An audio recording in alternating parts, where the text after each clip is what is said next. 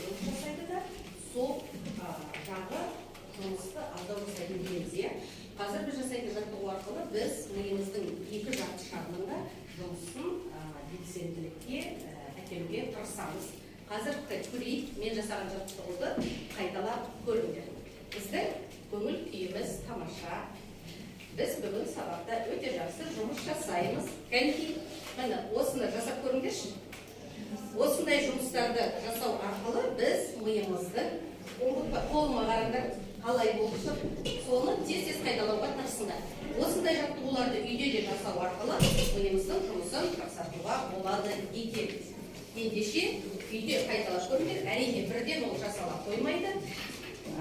Ендеше сабағымызды бастайды. Сабағымызды балалар топқа бөлініп алайық, кәнекей тез келеміздер. Бүгін біз топқа мұқа әдісі арқылы бөлінеміз. Тез кәнекей.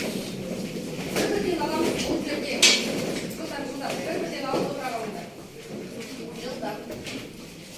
Ендеше топ тасып алдық. Топ жетекшілерін өздерің тағайындап аласыңдар. Алдарында бағалау парақшалары бар балалар. Міне бағалау парақшалары берілген.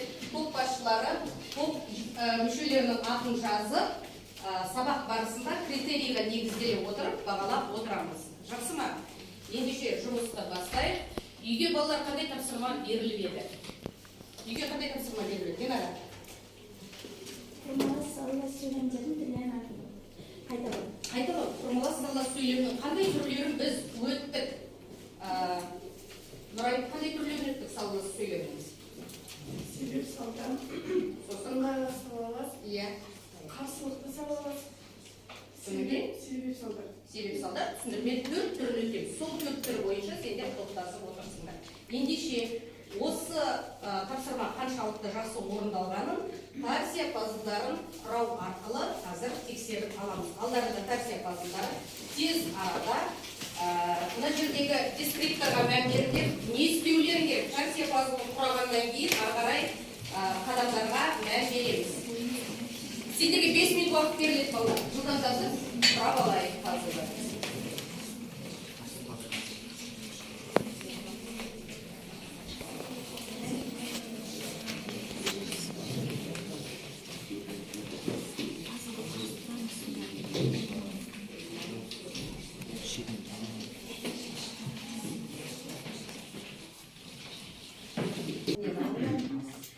Бізде ыңғайлас салалас, құрмалас сөйлем. Ыңғайлас салалас дегеніміз ол ой өзара бір-біріне бағыттас және мезгілдес болады. Ыңғайлас салаластың бізде жалғаулықшылаулары бар, олар және, әрі, да, де, та, те шылаулары. Ыңғайлас салалас жалғаулықты да жалғаусыз да байланыса береді. Және екі жағдайда да өтір қойылады. Так, не айтамыз? Ереже бойынша барлығы айтылды. Дұрыс сәйкестендірілген екен. Жақсы, келеміз. Екінші топ бізде Салалас құрмалас және оқиға бір-біріне қарама-қарсы болып келеді. қай тұстар? Сәйкес. Қарсылықты салаластың шылаулары бірақ алайда сонда да. Қарсылықты себеп салдар салалас құрмалас, ол себеп салдардың қарсылықты құрмалас сөйлем екі жағдайда да байланыса береді. Егер оның жалғаушылығы түсіп қалса, үтір сызықша қойылады. Ал егер жалғаулығы болса, сызықша қойылады. Үтір қойылады. үтір қойылады. Жалғаулық шылаулар түсіріп қалған жағдайда Үтір сызықша қойылады. Екі жағдай дегенде нені айтып тұрсың? Екі жағдайда байланысады дегеніміз? Жалғаулықпен де жалғаулықсыз да байланыса береді. Жақсы, келесі топ. түсіндірмелі салалас алғашқы сөйлемді кейінгісі ашып нақтылап тұрады. Жақсы. Түсіндірмелі салаласта жалғаулық жоқ, оның орнына тіктеу нүктелер. Мысалы, сол мынандай жағдайында қос нүкте қойылады. Ал сондай болса сызықша қойылады. Яғни дұрыс жинақталды деген сөз. Тарсияның барлығы топтар дұрыс құра түрлерін үйден қайталап бойынша анықтаманы жақсы бердіңдер. Топ басшылары осы жұмыс бойынша топ мүшелерін бағалап отырамыз. Енді балалар біз жаңа сабағымызға көшейік. Мұны суретке қарайықшы балалар. Суретті көргенде бізге есімізге не түседі? Демография. Дұрыс, өйткені біз өткен сабақта жалпы әлемдік демография туралы айтқанбыз. Ендеше біз бүгін енді Қазақстанның демографиялық саясаты туралы айтатын боламыз. Дәптерімізді ашайық, бүгінгі күнді жазып, тақырыпты жазып алыңдар. Қаламдарымызды қойып, еңсемізді тіктеп, бері қарай назарларыңыз менде.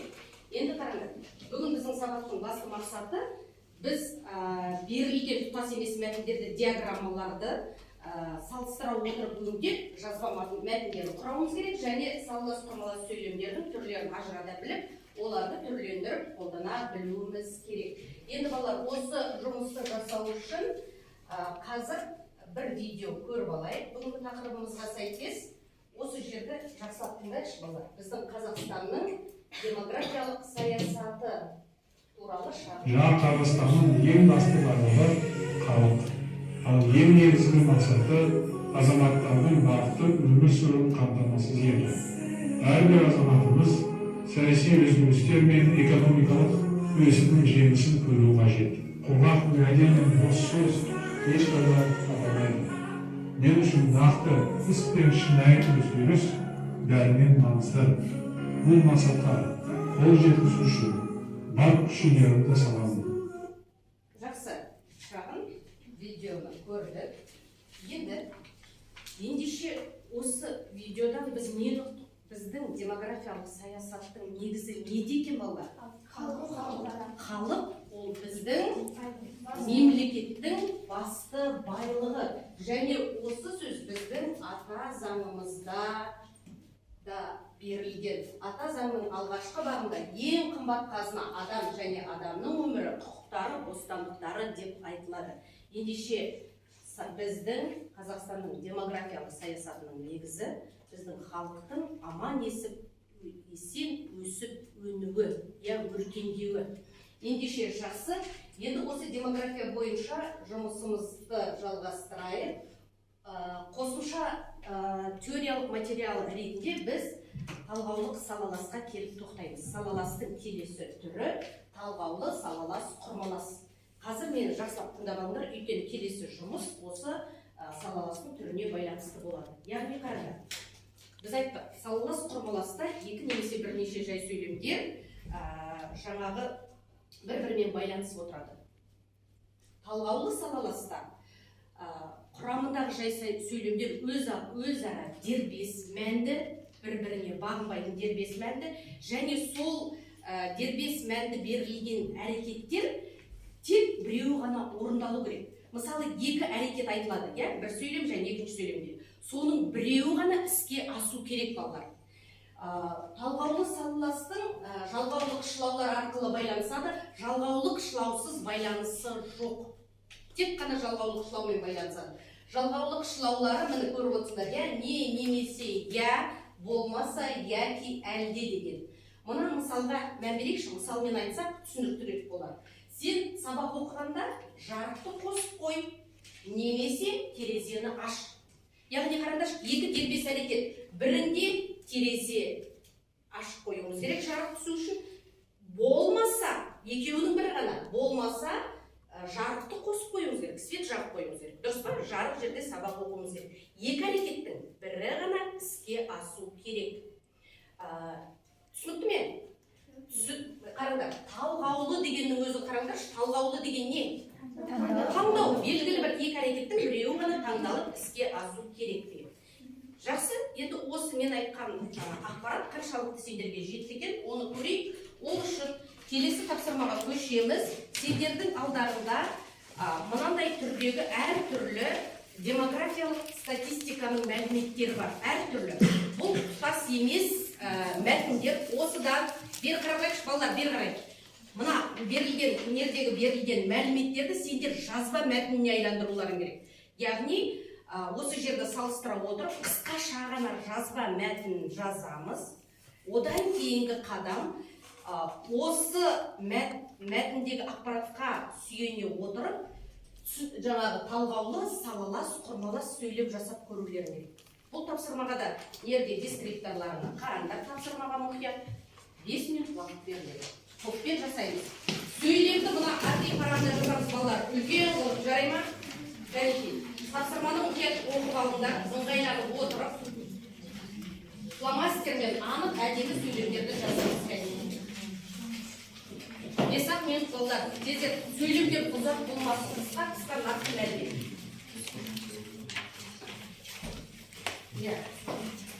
Балалар, кеттік. Жазба мәтіні қандай құралды? Бірінші топта кім оқиды қазір жазба мәтіні? Басқамыз тыңдайық. Отыра беріңіз әзірше. Отырыңдар істесіз, ілімдерді. Қазақстан халқының жалпы саны 9.900.000-ден асты. Оның 9.900.000-дан әйел адамдар болса 9.129 миллионы ер адамдар. Қала тұрғындарының саны 11.287.000 құраса, ауыл халқы 7.754.000 адамды құрайды. Жақсы, мына жерде берілген мәліметтерді толық беруге тырыстыңдар. Жақсы, осы мәтін бойынша қандай салалас құрады, кім қорғайды? Тездетейік жұмыс. Кел. Жарайды, ол. Әркім жұмыстарыңды бөліп алыңдар. Барлықтарыңды бағаланыңдар. Құрмалас сөйлем болады. Кей жылдары әйелдер саны артып отырады. Болмаса, ер адамдардың саны басым түсіп кетеді. Бұл жерде басып болмаса деген сөз жалғаулықшылық. Жалғаулықшылау. Енді басқамыз кәнеки сөйлем дұрыс құралды ма? Әрсен, сөйлем дұрыс құралды ма негізі? Иә, бірінші топта сөйлем дұрыс болған, синтаксис талдау дұрыс жасалған. Мәліметті оқып алайық кәнеки. Қазақстан халқының тығыздығы және орналасуы. Иә, мына диаграмма бойынша, иә. Басқамыз қарап отырайық балалар. Статистика бойынша республикада орташа көрсеткіш 5,3 адамнан тұрады. Халық тығыздығы ең жоғары облыстар ол оңтүстік Қазақстан және де Алматы облысы. Арсен, кәнеки, келіп қай тұстар екенін көрсетіп жүрмеші картадан. Оңтүстік тығыз орналасқан екен. Оңтүстік Қазақстан және Оңтүстік Қазақстан және де Алматы облысы. Ал ең сирек кездескен ол Маңғыстау, Атырау және де Қызылорда облысы. Сирек орналасқан. Яғни солтүстік аймақтарда халық сирек орналасқан. Дұрыс па мәлімет? Жақсы. Біз осы берілген мәлімет арқылы мынандай талғау сөйлем құрады, иә? Талғаулы, салалы сөйлем. солтүстікте халықтың аз орналасуы табиғат жағдайына байланысты болады, немесе тарихи оқиғалар әсер етті. Дұрыс па? Дұрыс. Талғаулықшылауымыз немесе. Синтаксистік талдауға мән берейікші. Кәнеки, кім береді? Фариса, қарап жүрші, көрініп тұрғандай жерін талданғаны? Бізде үшінші топта синтаксистік талдау дұрыс жасалған, және де немесе атты талғаулы шылау қолданған. Жарайды балалар. Рахмет, жұмыс жасалынды, бағалауды ұмытпайық. Енді бағалап отырмыз. Енді бір тапсырманы үлгеріп жатсақ, осы құралған салалас құрмалас сөйлемдер бойынша бір-бір талдап жіберейікші сөз тіркестерін. Келейік тақтаға, бұл кім жылдан. Бірінші топтан келеді, бірінші топ қиысу, екінші топ кім келеді? Екінші топ қабысу, үшінші топ меңгеру, төртінші топ жанасу. Кім келеді? Сендерге бір, қазір уақытымыз аз. Бүгін өздеріне рефлексияны TikTok әлеуметтік желісі арқылы жасайсыңдар. Бұл жерде білесіңдер, өздерінің бүгін жасаған жұмыстарына лайк басам десеңдер, мына қалтаның ішінде тұр, сіздердің де алдарыңызда бар, бізге кері байланыс тастап кетіңіздер. Яғни мына жерде ішінде тұр. Егер сабақ жақсы өтті, бүгін жақсы жұмыс жасады десең, өздерінің аттарыңды жазып, лайк тастап кетесіңдер. Белгілі бір сабаққа өздеріңе комментарий жазсаңдар, аттарыңды міндетті түрде жазыңдар. Мұнда комментарий жазасыңдар. Ал енді мынаны мен есіме сақтап алуым керек, мына жерді мен жақсы біліп алуым керек десеңдер, мына закладканы аттарыңды жазасыңдар. Осыны жасай беріңдер, балалар жұмыс жасағанша. Сіздер де аттарыңызды жазып, бағалап кетсеңіздер болады сабақты. Тез-тез талдауға үлгеруге сайып талдап. Топ басшылары бағалап отыруды ұмытпаймыз. Артына міндетті түрде аттарыңды жазыңдар балалар, өйткені кім жазып кеткенін білмеймін ғой. Содан қайта қалташаға салып қоямыз. Сол бойынша мен өзім көріп аламын. Кім болды? Болдық па? Және көрберейікші кәнеки. Сөз тіркесі. Айтамыз кәнеки. Жағдайына байланысты біз бағыныңқы сөзден бағынып тұрған сөзді сұрап қоямыз. Ол неге? Байланысты қалай? Неге? Есікті тіркес, орын тәртібі. Өйткені бағыныңқы Неге байланысты?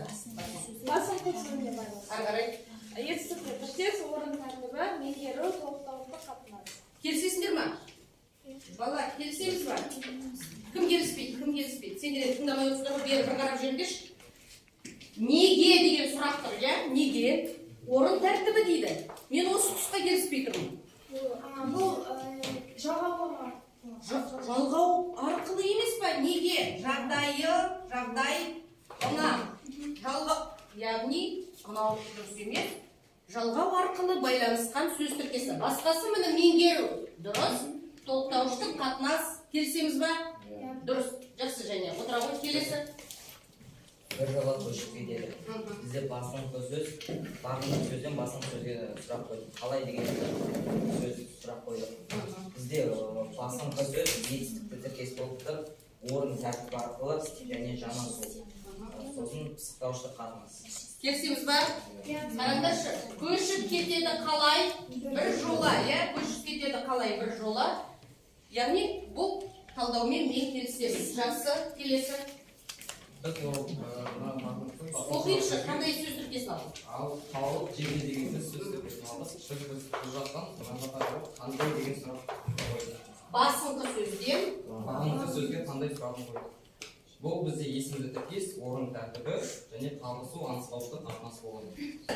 Балалар, топ-басшылары бағалап қоямыз. Үйге тапсырма. Бұл мынауымызда өшіп қапты. Үйге тапсырма, яғни айтамыз қазір сіздерге. Кітаптерімде 120-ші беттегі 8-ші тапсырманы үйге аламыз. Күнделікке қарап аласыңдар, еще тапсырманы жарай ма? Сабақты үйге кері байланыс беріп кетейік, балалар. Жақсы, рахмет. Негізі бүгін сабақты бірсыпыра түсінгендеріңізді көріп тұрмын. Өйткені талдаулық салаластың барлығы дұрыс құралған. Әрине, бұл жерде нені қайталау керек? Қай тұсты қателесіп жатырмыз? Синтаксистік талдауды, сұрақтарын және сөз тіркестерінде де қателіктер кетіп жатыр қалған.